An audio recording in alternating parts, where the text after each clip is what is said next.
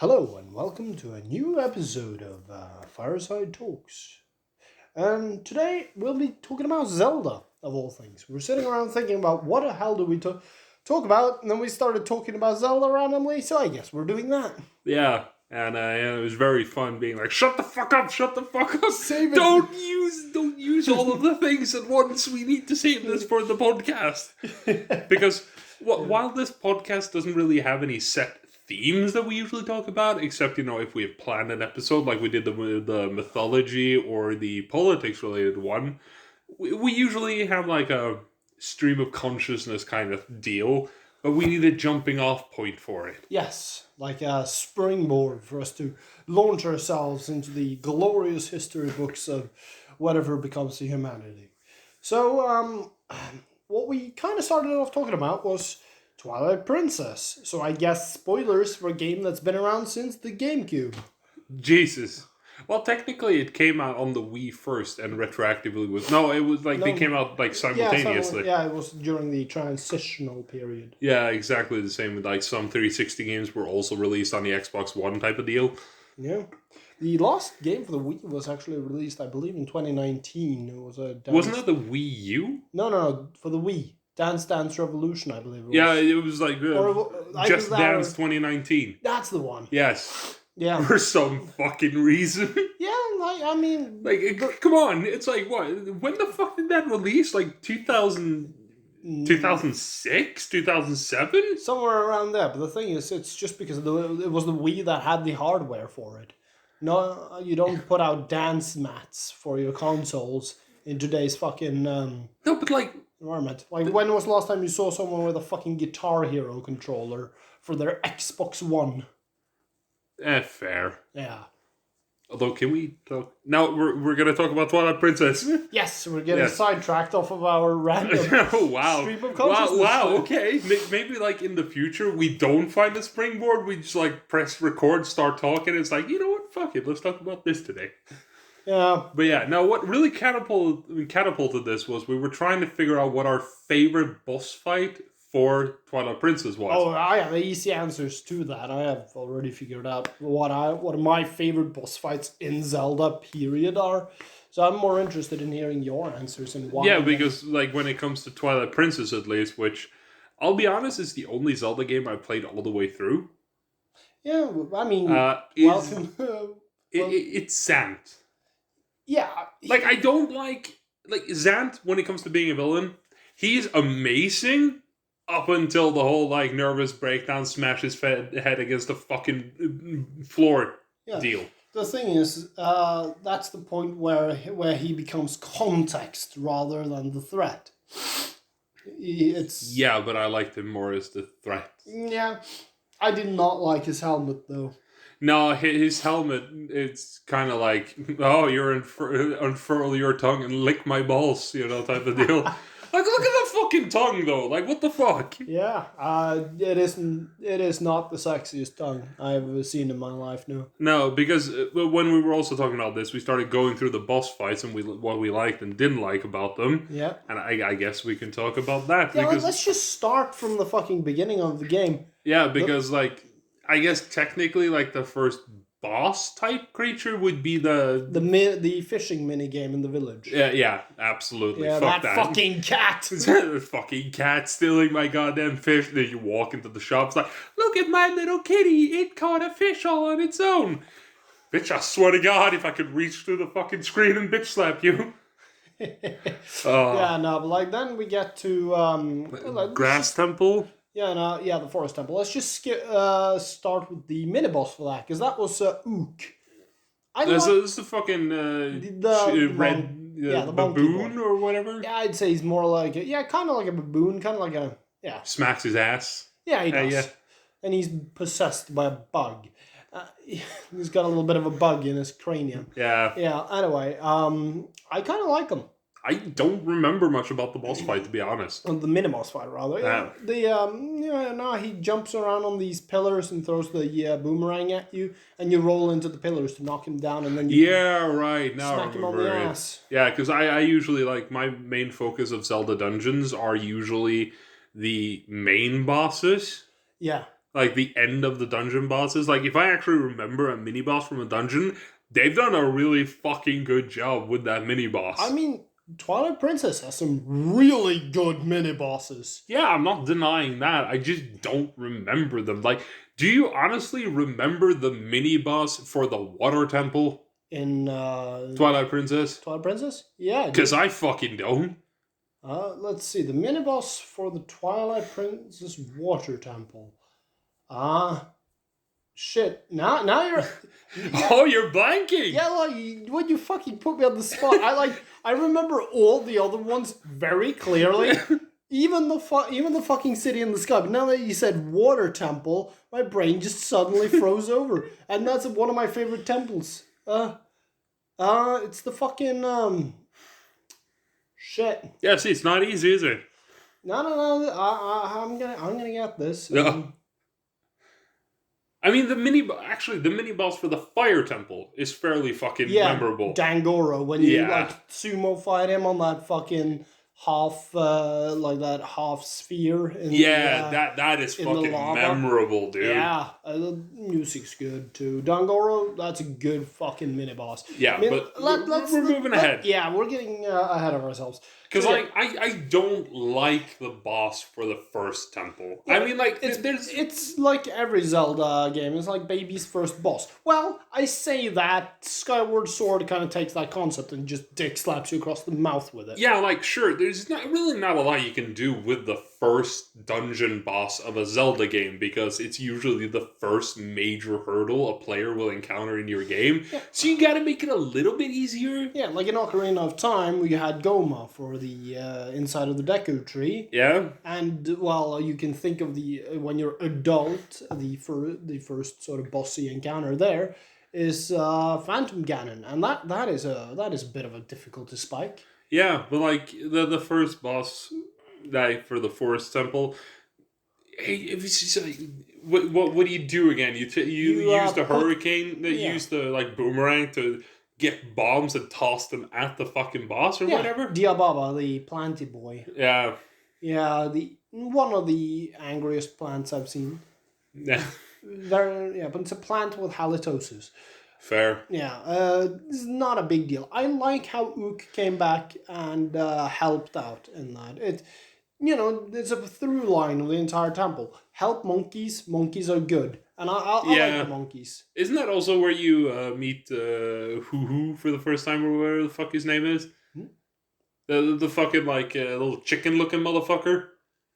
Oh yeah, Uku or whatever his name is? Her name. Yeah, right. Uku. Yeah. She's an Oka. Yeah. Yeah, a lot of people find her very off-putting. Yeah, but it's kind of cool how they came back in like the Sky Temple though. Yeah, like it is. But again, let's not get out of ourselves. No, sorry. Yeah, so Forest Temple. This is ADHD stream of thought, ladies and gentlemen. Yeah. Forest Temple, it's okay. I like the narrative monkey line. Yeah, and it's like a good introduction to. It's a very easy temple, which makes it a good introduction to your game with like introducing like, hey, there are temple specific mechanics, and you will partway through the dungeon get an item that will help you progress through the temple. Yeah, very Zelda. Yeah, and it's a very good introduction point, whether you're an old fan or a new fan. Sometimes it can be a little bit much. Like, if you get a bow in a Zelda temple, it's going to be like, oh, I guess we're going to have a boss fight with a bit of a weak spot. We're going to get to that at a later point, I guarantee you. Yeah, oh god, I wish we could talk about Skyward Sword, but you haven't played it yet. And I played some of it. Yeah, because like there's how much do you play? I think I got to the imprisoned for the second time or some bullshit. Okay, so you remember how like the first boss fight, spoilers for Skyward Sword all of a sudden. Yeah. So yeah, the Skyview Temple in Skyward Sword, fucking beautiful temple. First boss fight, you got this fucking cool remote control beetle, and you think like, what kind of boss fight am I heading into for? No, you just get slapped in the mouth by Girahim. Yeah. Yeah, he's just there. That's some expectations aversion for you. Yeah, it's like you got all these Zelda tropes in your head, And then instead, no, it's just a demon lord, and he takes your sword out of your hand and And throws it at slaps you. you. He just beats the fuck out of you. Yeah, but moving back to Twilight Princess, because Yeah. like the second temple up is the Fire Temple. Oh yeah, the Goron Mines. Yes, and, where yeah. the mini boss in that, like we already Dangoro, you sumo fight. Yeah, huge with the- overweight Goron. with the With magnet boots. Yeah, the iron boots on the magnetic ground of the bobbing in lava. Fucking great. Yeah, just overall, that's it's pretty Especially with a narrative through line of like the mayor teaching you sumo wrestling, Yeah. and then you using sumo wrestling on the Gorons to prove yourself worthy. Actually, there's more of a narrative through line to that, but let's continue with. And then you Dango. gotta use all of the experience you have combined to defeat the mini boss. It is mechanically extremely simple. It's a very simple, straightforward mini-boss. It's super piss easy. It's also cool as fuck, and we like it. Yeah. Speaking of the narrative through line, so I'm gonna come back to this, and I'm gonna call it the goat line. One of the first things you do in the game is stop a charging goat. Yeah? Yeah, you catch that goat, you flip it over. Yeah. Then you get taught the sumo wrestling. Then you gotta learn how to catch Gorons charging at you and flip them over. We're gonna get back to the goat line very, very late. So, After boss of the Goron Mines. Yeah. Yeah, The Fyrus. Single-face boss. I really like him. kind of simple. Yeah, mechanically speaking, super simple. Very easy boss. But boy fucking howdy is he cool. I mean, you can make it really difficult for yourself, like I did. Yeah, Where but- I didn't realize you had to run behind him, grab his chain, put on the iron boots, and like yank him. yeah. So I just stood in front of him for like half an hour, blasting arrows into his face. Yeah, that's not how you're supposed to do that. But like I that, was 10. the introduction though, the building music, how he's chained to the ceiling. Dude, the fucking camera angles. Yeah, and when he ignites and it lines up perfectly with the music and the way the chains like flap. So good. It is erotic. I love Twilight Princess. It's so ahead of its time. It's such a cinematic game. Yeah, like all the Zelda games are just so fucking good, and Twilight Princess, from like a fucking epic storytelling standpoint, is always gonna be my favorite. Yeah. Overall favorite's always gonna be Majora's Mask, and when it comes to like freedom of exploration, it's always gonna be Breath of the Wild. Oh well, until Breath of the Wild 2 comes along, let's see about that. Yeah. So, After that, we have the Water Temple, yeah. where What? Okay. once again, I cannot remember the fucking mini boss. Do give me a second. I'm just gonna go Google that right quick. just fucking monologue for a moment. What, you want me to fucking vamp? I don't fucking know. Alright, ladies and gentlemen, so great weather we're having today. Or actually, no, it's not. It's fucking raining and it's bad, and my co-host is a fucking dick. Yeah, so we're just gonna cut this. See you guys in a bit. And we're back, ladies and gentlemen. So I just fucking misremembered the fact that that thing is in the water temple, in the lake bed temple. I keep forgetting that it is there, and it is actually one of my favorite fucking bosses because it's just so weird. The fucking frog, the Deku Toad. I still don't remember him. It throws children at you and it jumps and it. I gotta play fucking Twilight Yeah. Princess again. It's been years. It belly flops you, and you gotta make it miss, and then you can poke it in the tongue. Okay, that's ringing a bell at Yeah, least. and it's got some really like dank music. It sounds like fat boss music. Like the music sounds like the music of something overweight and flabby, and the Deku Toad is that, and it's very good. I like that. I like the whole fucking mini boss encounter. Yeah, I like the music. It's ringing a bell now that you say it. Yeah, like now that we're But like the most memorable part of the Water Temple is the fucking boss. And it's Yeah. memorable. for the wrong reasons. Yeah, it's such a fucking tragic boss fight. Yeah, Morpheal is a missed opportunity. It's bleeding potential. Like, the first phase of it is basically copying Ocarina of Time's Morpha. The second part of it is just it swimming slowly around until you can latch onto it and stab it a bit. Like, what I would have liked to see done with it is, instead of corrupting a random fish, corrupt the Zora and have a high speed underwater combat encounter of some sort.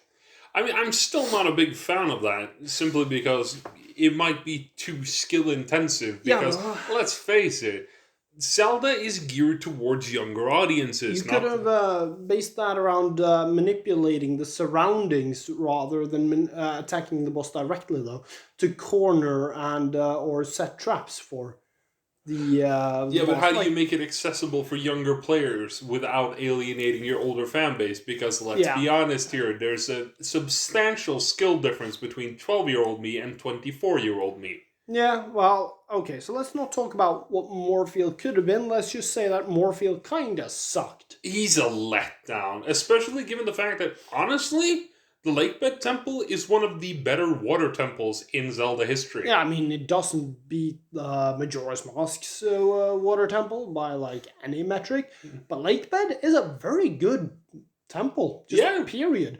It's got very nice visuals, it's got nice music, a nice mini-boss, nice mechanics overall. Yeah. Like, it is very... I honestly don't hate the Lakebed Temple. I don't either. So, like, some people really don't like the way it's basically Ocarina of Time's water temple through a new lens. I mean, then again, those are the same people who were sitting around bitching about Ocarina of Time's water temple back in the 90s. Exactly, and they also bitch about the Lakebed Temple. Yeah. I like the Lakebed Temple overall. Yeah. It's aesthetically, it's extremely pleasing to me. And it's probably the first temple where I got stuck for a little while. Yeah, which when a lot of people would whine about getting stuck, but I see it. Like, unless it's for ridiculous reasons, it can be a sign of good game design. But like... When you get the aha moment.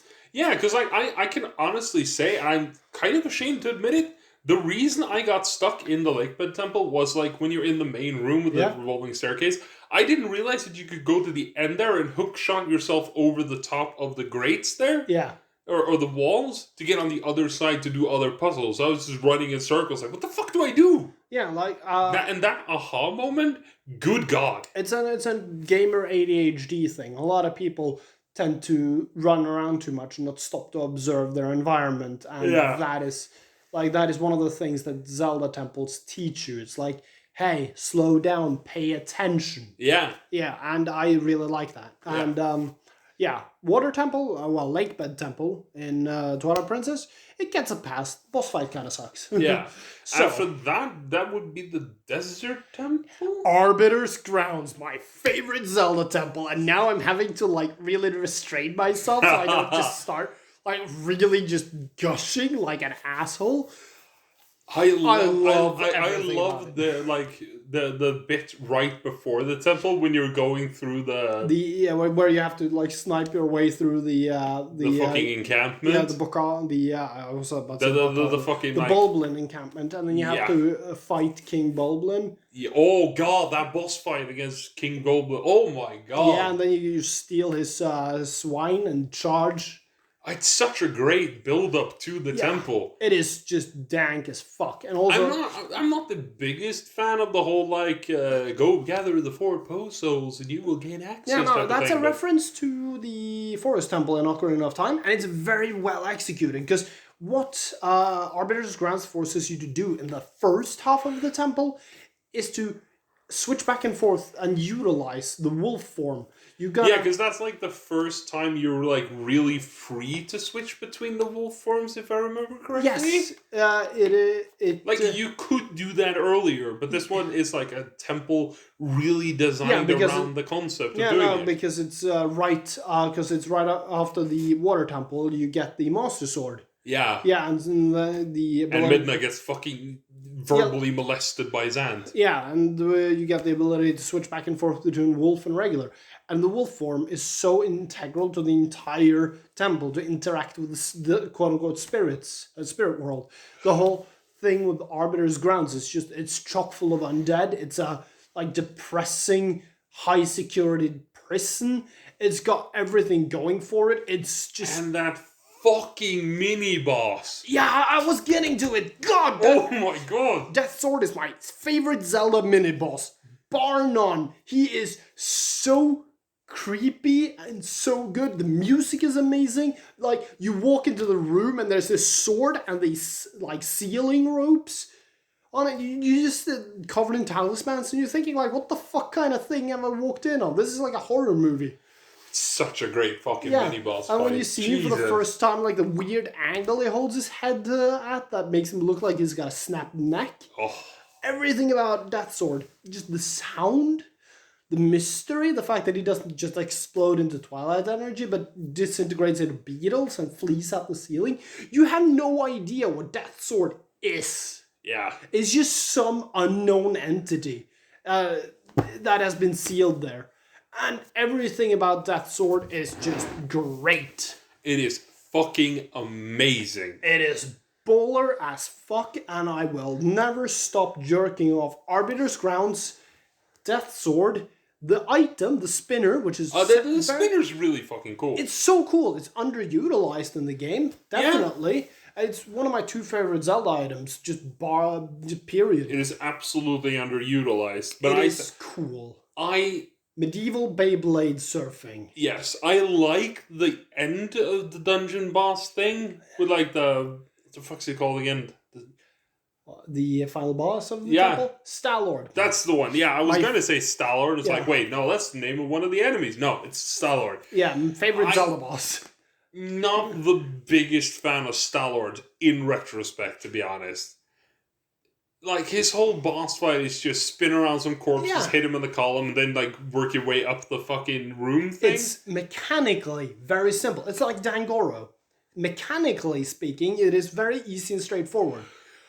But you're fighting a giant undead dragon in a, like, sand-filled, undead-filled chamber in a desert high-security prison with the power of Beyblade surfing. From a story perspective, sure, it's a fucking awesome boss fight. Also because it's one of the few times Zant has directly interacted with Link and been like, okay, this is it, I'm taking you seriously moment. Yeah. And he resurrects, the corpse of Star-Lord. Yeah. But it's such a cool fucking thing. Like, you look at it, you play it, and you think to yourself, fuck yeah, motherfucker. You want, like, your death metal plays in your head, and you just have to change pants afterwards. It's cool. It doesn't need to be difficult or mechanically interesting because the whole thing just reeks of fuck yeah, motherfucker. Yeah.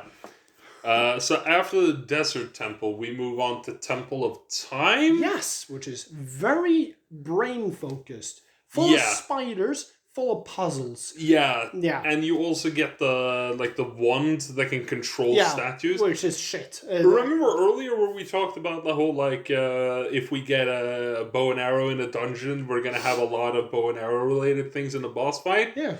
Remember how I said we were going to get back to that at a later point? Yeah. We're at that point. Okay, you feel the Dominion Rod was overutilized in the Armagoma fight? Yes. I think it's... If I remember correctly, like I said, it's been years. It's actually 2 items that are mainly used in that fight. It's like, it's overutilized in the temple in and of itself. Yeah.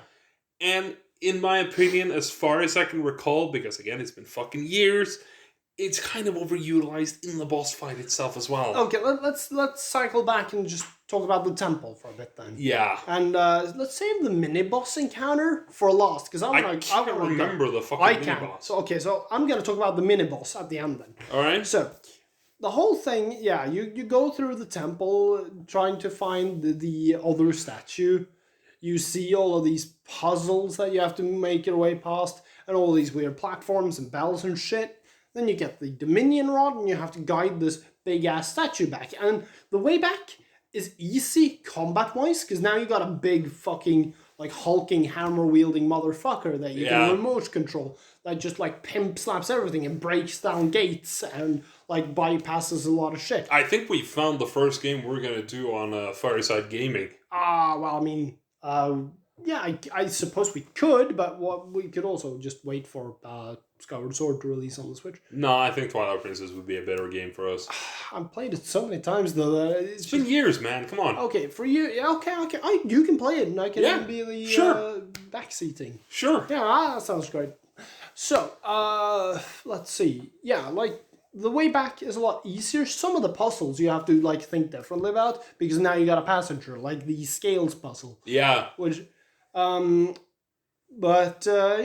get back to the beginning. You fucking go off to fight the spider, Armagoma, which you do mainly by just she's crawling around the ceiling. Wait for her to open her weird back eye. Fire an arrow into her. Wait for get her to drop, and then you control one of the huge statues in the corners to smash the spider, which is it's kind of straightforward, simple boss design. Yeah, and I mean, then again, we've never really criticized a boss for being mechanically simple. No, I mean you tried with Star-Lord, but I overruled that because fuck yeah, motherfucker. It was I didn't. Yeah, sure, but that was based on we agreed that it was very mechanically simple, and that was kind of boring. But like from a storytelling perspective, that boss is still fucking epic. It is the tits. Yes. Yeah, like... And Armagoma is like, I mean, from a storytelling perspective, it's kind of boring, honestly. Arachnophobes find Armagoma to be very upsetting. Yeah, sure. But then again, we're not arachnophobes, so... No, let's see. But no. And then you get the weird little eyeball spider afterwards, and the cluster spiders in the comedy segment afterwards. Yeah. You chase around those with weird circus music. And that's the temple. So let's talk about the mini-boss, which is your first encounter in the game with a Dark Nut. Yeah, right! Fuck! I fucking forgot about that. Because that shit is epic. Oh, dude. Okay, you can think of it as switched around. You get the real boss fight midway through the temple. Oh, dude, the Dark Nuts. Oh my god. Armagoma has the simplicity and easiness of a mini-boss, whilst the Dark Nut is the challenge. You have, if you're an idiot and you haven't gotten any of the hidden skills, you're fucked. Which is on your first playthrough, I can see somebody maybe not getting all the necessary secret arts. Yeah, some people are like, nah, it doesn't seem all that important. Yeah, sure, I get a couple extra abilities, but I can handle all these enemies I'm running into. Then they have to face off against the fucking Dark Nut, and they get shafted. Dude, before we move on, favorite secret art? Mortal Draw. Ooh. It's hard to beat the Mortal Draw. Okay, the backslice. I'm a really big fan of Helm Splitter, to be honest. The Helm Splitter is dank. Especially against Dark Nuts. Yeah, the backslice is also dank as shit against Dark Nuts. And then you get the midway point of the boss fight where you manage to chip away their armor. Yeah. And they just jump back and fucking yeet their sword at you. Yeah. And they pull out a fucking rapier or some shit. It's actually a long sword, but yeah. Shut the fuck up. And then they're really fucking lightning quick. Yeah. Oh my god. Yeah, it really does hammer home how elite they are. Oh yeah. They're the most humanoid enemy you have to fight in the entire game. And they're huge and they're fucking terrifying. Oh yeah. The first phase, they're a defensive powerhouse that is very difficult to chop through, and they got this huge, albeit slow weapon that can just knock off chunks of your health. So it's kind of like Ocarina of Time's Iron Knuckle, but on drugs. Oh yeah. Yeah. Damn, those things are fucking terrifying. Yeah, and then when you finally get them down to just the boots, basically. Yeah, and you're like, oh, it's nearing the end of all that, and then all of a sudden they just shift into second gear, and you're like, bad touch, stranger danger. Yeah, you get fucking shafted. I love the Dark Nuts. That's why at the end here I kind of want to talk about the cave. Cave of Ordeals? We're not even done with all the temples. As at the end of the whole rant thing. Ah, okay, fair. So after that, we have the Sky Temple. Yeah, I mean, okay, so because there are 3 pieces to the mirror you gotta collect before you can. Well, the Sky is actually after Snow Peak. Right. Yeah, we're going to. Sorry, there are 4 pieces. We're going to Snow Peak next. Yeah, it's isn't it actually Snow Peak before? Yeah, it's Snow Peak before Temple of Time, isn't it? Shit, I think you might be right. Yeah. I said, we're out of order here because who cares about Snow Peak? Dude, Snow Peak is dank as fuck. It's dank as fuck, and it has, in my opinion, maybe second to Arbiter's Ground. It has one of the coolest build-ups to a temple ever. Yeah, meeting the fucking Yeti and snowboarding down. It is pretty dank. Oh, look, closing statement on Temple of Time. Really good puzzles. Yeah. The mini-boss is the true boss of the dungeon and is really fucking cool. Yeah. Armagoma is more of a cinematic afterthought. It's fine. not every boss needs to be a Grand and epic and awesome. Yeah, no, Armagoma was more of a vehicle for ferrying around the MacGuffin, whilst the real deal here was the fucking showdown against your The first Dark Dark Knight. Knight. Yeah, Yeah. So Snow Peak. Snow Peak. Yeah, Dude, the build up to Snow Peak, fucking awesome. Second only to Arbiter's Ground, in Yeah. my opinion. I agree. Yeah. And like the whole I just like the narrative through line of the Snow Peak Temple with like going around collecting all these different ingredients Yeah. for the soup to make Blizzetta, I think her name Well, is. her Yetta.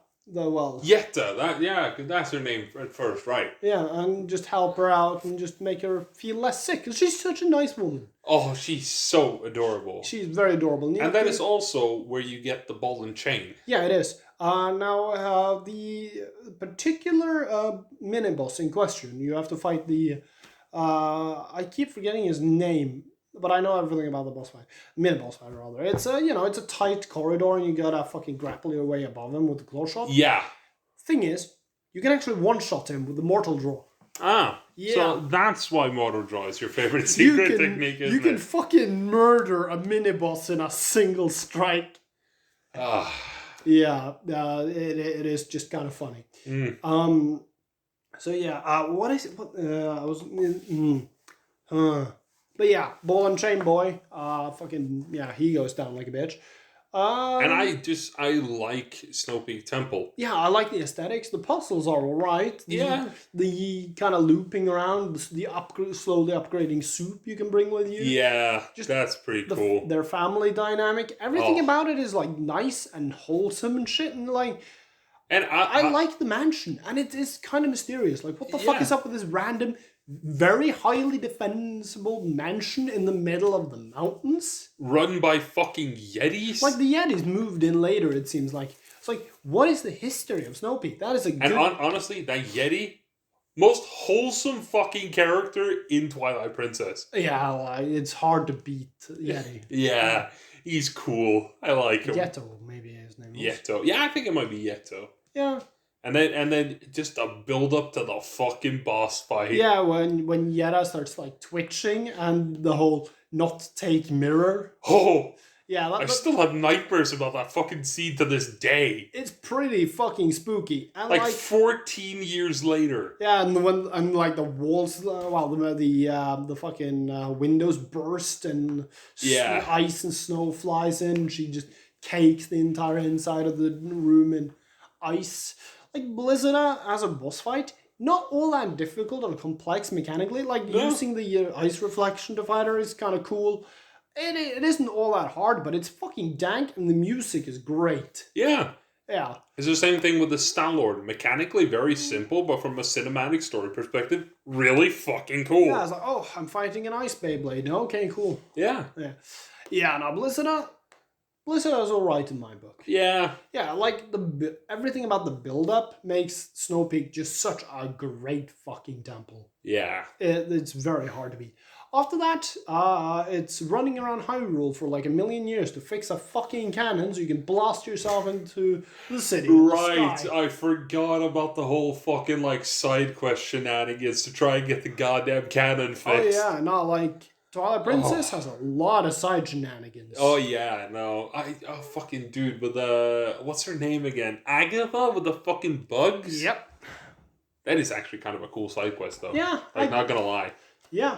Agatha is pretty alright in my book. Plays alright. She's kind of cute though. Our Warriors. I'm not a creep, so I'm not gonna comment. She's got a nice, agreeable personality, and she's got a passion she burns for, and that's appreciated. Gotta respect that. Yeah, she's very into bugs. Anyway, yeah, side bullshit. Twilight Princess is a lot of cool side bullshit. And with good rewards too. Magic armor. Yeah. Yeah. I like when you go up to the fucking Zora waterfall thing. Yeah, you gotta get yourself the fucking Zora armor and the whole backstory with Prince Rallis and the Queen. Yeah. That is touching. The fucking Sky Temple. Yeah. Still don't remember the mini boss for that. I do. It's an Aerolphos. Winged lizard boy with a sword and shield, and you grapple him down to the ground. Didn't he have like a sword for a tail or some shit? No. Well, now you're thinking of the little Lyselphos in the area. Maybe. Yeah. My brain's kind of fried. Yeah, no. City I only slept for like 4 hours last night. Ugh, disgusting. It's It's not my fault I couldn't fucking sleep.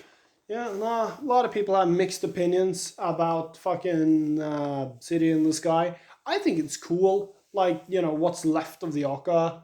Yeah. Cool like technology. The decrepit, like kind of in ruins City in the Sky thing. I honestly like the mechanic of like grabbing the Uku and just like running to a ledge and like flying kind of. Yeah, like you kind of get the feeling like, wow, this is a once great civilization that's just lost its grip. It's dying. Like the few that are still around there don't seem to be doing anything, and the whole place is just crumbling. Yeah. And I gotta say, I really did enjoy the temple. Like the whole like going through the temple, figuring out the puzzles. Yeah, the music was wank, but very fitting. Like, it isn't the dankest music of all time, but I liked it overall. You know what it kind of reminds me of, actually? Well, rather, the something else reminded me of City in the Sky. And that was when I was playing Doom Eternal. Okay. Yeah, when you go to the various Sentinel holdings, the architecture just kind of gave me similar vibes. It's the whole technologically advanced, yet kind of retro-styled civilization fading like basically into nothingness. It gave me very similar vibes, and I remember thinking that when I was playing Doom Eternal, which is just a very weird thing for a person to say, but I'm going on record on that one. Yeah. Yeah. And what was the fucking item you got in that dungeon? You got another claw shot. So you get right. You got the double claw shot, hook shot thing, right? Because because the boss fight is that fucking dragon. Yeah. That was a cool ass fight. It was cool, but it was also underwhelming. It's very mechanically simple, and if you notice that during the fight, it's really gonna make you a little bit sad. It's like the most underwhelming dragon fight maybe in Zelda. Especially given that like when it comes to like collecting the MacGuffins to get to some of the final areas, that is technically the last boss fight of the MacGuffins, and that makes it kind of disappointing in my opinion. I am most upset about Argorok's death. Like, you're plunging the sword into him and like, plummeting from the sky. Yeah. Then you just teleport to the ground and he explodes in midair. Like, what the fuck? Yeah, okay, fair. That's like, God, blue ball march. Yeah. And then you get, you slap together the mirror and you go to the Twilight Temple. Yeah, the Palace of Twilight, which is that is a dank ass dungeon. It is so good. Okay, first of all, it's creepy as shit with the hands. When you gotta fucking collect the souls. Yeah, and there's like these fucking like shadowy figures that really aren't people anymore. Yeah, until you re-people them with the souls. Yeah. Yeah. And then you get the power of the souls infused into your blade. Oh my god! It is such a dang dungeon. Yeah, and then you can walk up to like fucking shadow veils and like random monsters and be like, yeah, the power of Christ compels you, motherfucker. What was the mini boss on that? The mini boss was just a series of phantom Zants. Yeah. Yeah. And speaking of this temple, we're getting to my favorite boss fight of Twilight Princess. What was your second favorite? Like, what's the competition for Zant? That would probably be Ganon. I mean, okay, like I honestly I count final bosses separately. From other bosses. We're counting. Okay, final bosses separate. Shit. What is my second favorite? That would. Oh, you're smiling. You want me to say Star-Lord, don't you? No. I don't care what you say because it's your personal taste. Okay, well, honestly, I'm gonna have to go with Blizzetta.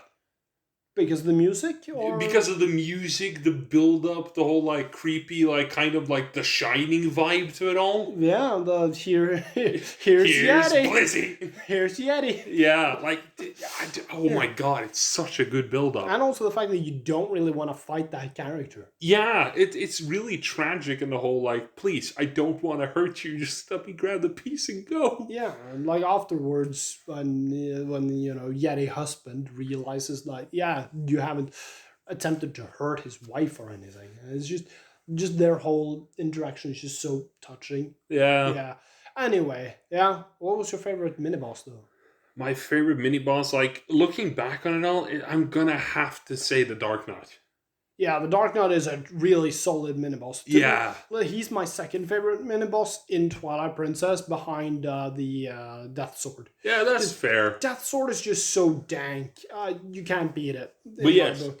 Right, so Zant. I just love the fact that is like an amalgamation of everything you've done on your journey, like fused into one boss fight. It's Monkey. like I love the fact that it's one of those moments where you get to this one point, you're like, yeah, I've progressed a little bit, and then you like get through the boss fight and do everything you've done up until that point in your journey into one fucking melting pot of a boss fight, and you just realize how much you've actually done, progressed, how far you come, and it's like, holy shit. And it's also, the thing is, it's not just everything you've done, it's a random collection of boss and mini boss mechanics. Yeah. You got Ook, Dangoro, the fucking plan. You got Blazetta in there, you got fucking Morpheal for some fucking reason. Yeah. Yeah, like there's a collection. Yeah. And until finally you fight Zant outside Hyrule Castle. Yeah. Where he's just trying to slash you with the scimitars. Now the thing with Zant, his whole breakdown thing, he starts off somewhat tactical and he just goes increasingly crazy throughout the fight too. That's the thing with Zant, is that he was all about power, and when he's being overpowered, he freaks out and just tries to put on more power, but he doesn't know how to use power. I get that. He has no skill, and that is one of the, that particular, it's kind of unsatisfying mechanically, and it isn't as epic as a dark, cool, calm, collected villain, but as character writing and how that character writing is told through combat, I think Zant is a very, very good villain. I get where you're coming from, but my thing with villains has always been, I love the stoic demigod villains who are just don't look at me, you fucking pissant. And that's the vibe I've gotten from Zant all the game through. He's just he's just there vibing, just being you're a little fly, and then you get to the Star-Lord boss fight, he starts taking you a little bit seriously. And he's just been this big bad fucking mysterious figure throughout the entire game. And then all of a sudden you have this cunty little bitch boy smashing his face against the floor being and for me he just loses all credibility at that point. I wanna throw a tantrum. Yeah, and he just at that point he just the entire charade and facade just crumbles to the ground, and it makes it so unsatisfactory for me. Yeah, I see where you're coming from, and again, it's an entirely fair perspective to have. It comes down to viewpoint. Yeah. So Zant mechanically and storytelling wise, great fucking boss fight. Yeah, absolutely, and sure. I get it. I do like the fact that in the boss fight, he just becomes more and more unhinged because, he's showing his true character and all that. Yeah, a child who was given power. Yeah, power corrupts and all that. Yeah. Well, he was pretty shit. Yeah. That's the thing. It's kind of like Walter White. And also, one of my major problems with it as well is sure, I get it, Ganondorf will always be the main big bad evil guy in the same vein that Palpatine has always been the big bad evil guy in the Star Wars franchise. I mean, Majora's Mask. Yeah, but yeah, okay, well, the exception that proves the rule, fuck you. Yeah. And then all of a sudden, at the last fucking moment you get it thrust upon you that, no, Zeb was just a fucking pawn. Here's the big bad guy, real big bad guy. Go have fun. Hijacked by Ganon. It's an actual trope. Yeah, and I'm not the biggest fan of it, to be honest. Well, to be fair, after Wind Waker, everything in that timeline is completely Ganon-free. Yeah. Yeah. Now the thing is, I love Ganon, so I'm not going to complain. No. I love Ganon as a villain, but I don't like the whole, like, we're going to spend God knows how many hours it takes you to get up until that point, depending on if you do all the side content and all that, to, like, build up this gigantic, mysterious, fucking awesome guy named Zan. And then, like, at the last minute, like, no, he's just a fucking pissant. Here's Ganon, have fun. Sant, who just can't. Yeah, like, I'm not the biggest fan of that whole trope, but I will accept it. Yeah. And then, you know, you get the whole scene where fucking Midna just rips to shred the thing around Hyrule Castle. Yeah. Oh. Yeah, like, we gotta agree on one thing. Midna is just best girl. Oh, yeah. In anything ever. Like, okay, yeah. Just best girl in games, period. Yeah, no, I fucking love that scene. And then you get to Hyrule Castle controlled by Ganon. Yeah. Like, and oh my god. Yeah, first of all, getting through Hyrule Castle and you get the slow music build. Can we just talk about the fucking atmosphere? Yeah. Like when you first enter, like, it's raining, it's depressive. Like, that is like, holy shit. Yeah, and like something's going on, basically. Yeah, that is a depressing fucking atmosphere. And the final duel between you and King Bulblin. Oh, yeah. Yeah. Wouldn't technically because you fight him. Because I remember you fight him on that bridge. Yeah, you fight him on bridges twice. Yeah. Oh, man. And then, you have the encounter with is it 3 Dark Nuts in that corridor, or is it only 2? There's 2. Yeah.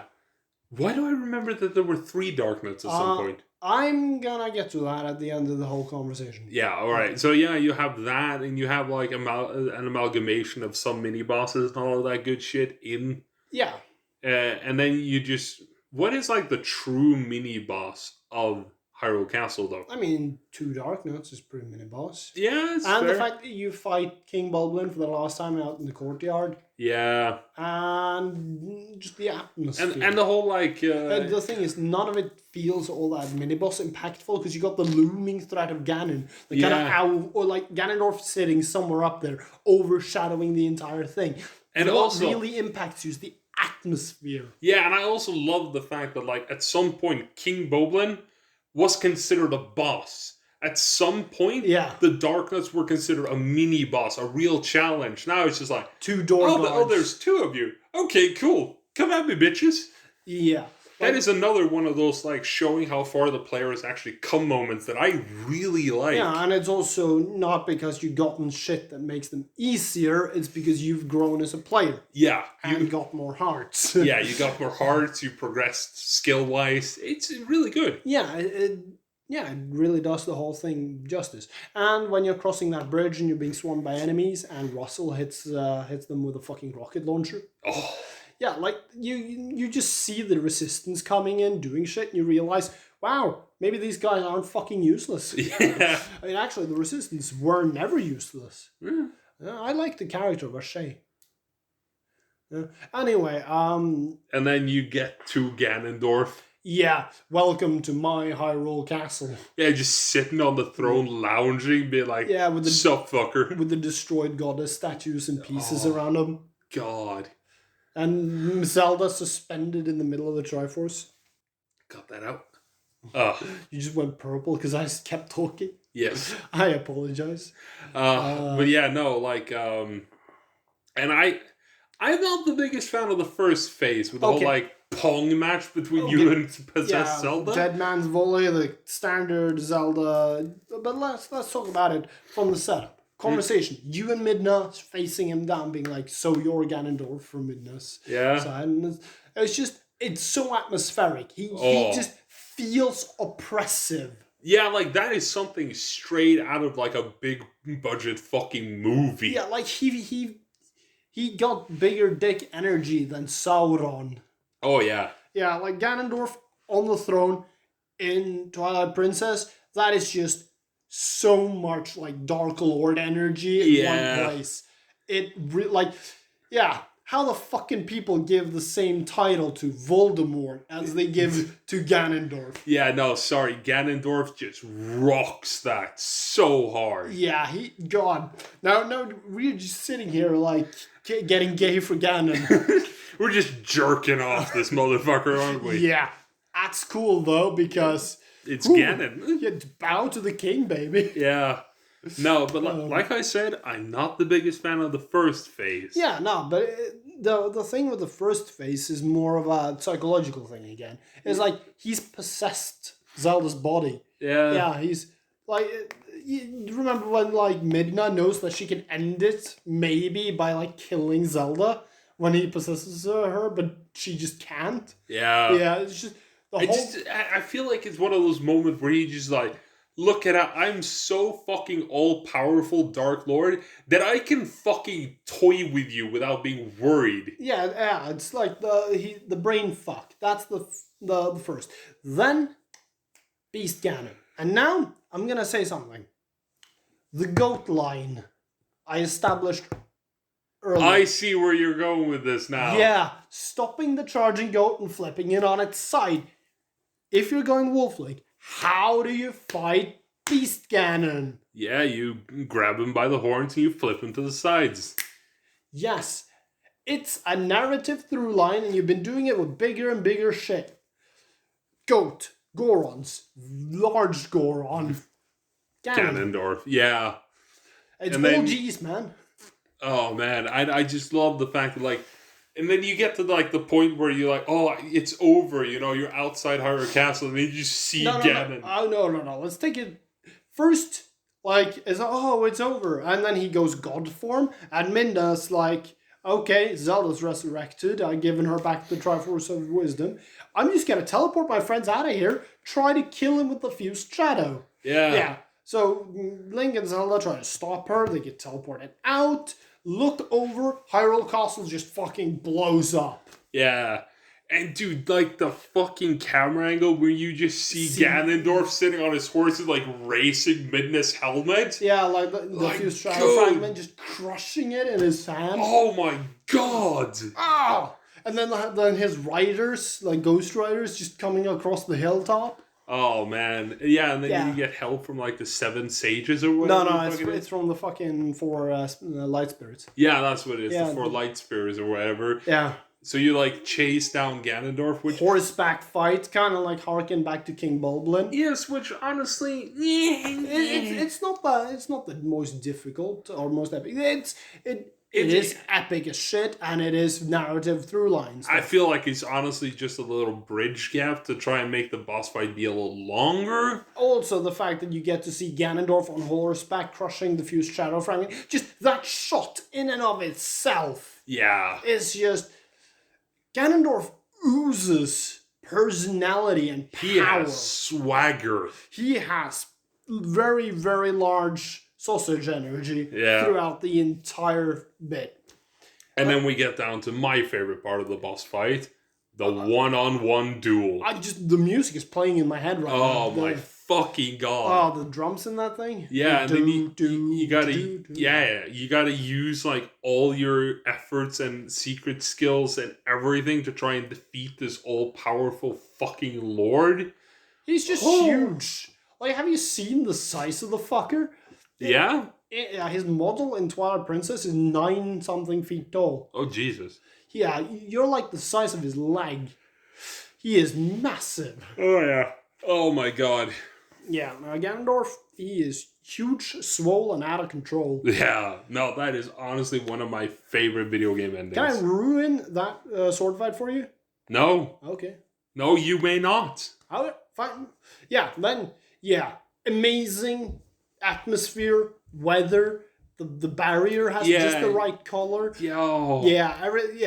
There's very... I feel like we've gone from like, hey, let's discuss temple and bosses to, hey, let's suck Ganon's dick and just be like, ha. Yeah, I don't mind. But yeah, Ganondorf in Twilight Princess is my favorite final Zelda boss. Period. Yeah. And,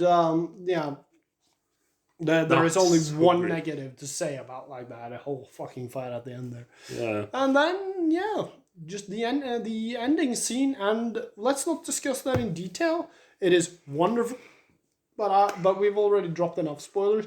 Those who haven't played it, You owe it to yourself. yeah, seriously, play Twilight Princess. It's probably one of the most epic, not just game experiences, but fiction experiences Yeah. I've had in my entire life. It's so great. And the ending of Twilight Princess, we're not gonna say what it is, but it just hits you on every level. Oh, yeah.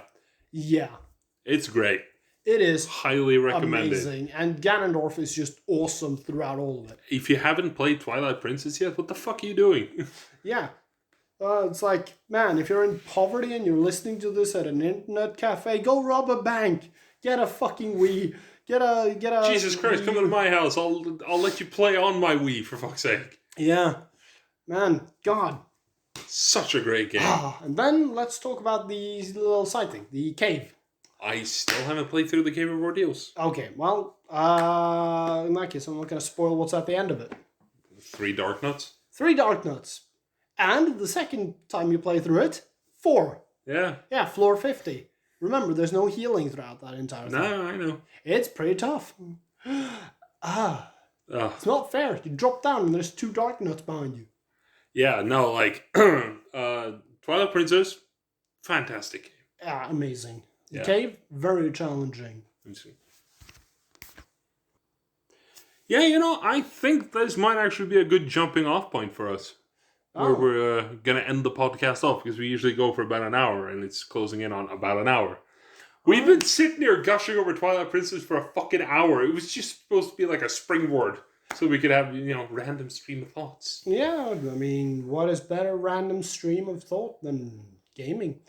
Yeah, Fair. we can talk about more Zelda games later down the line too. I really like the way Twilight Princess really took the lessons from Ocarina of Time and built on them in a very good way.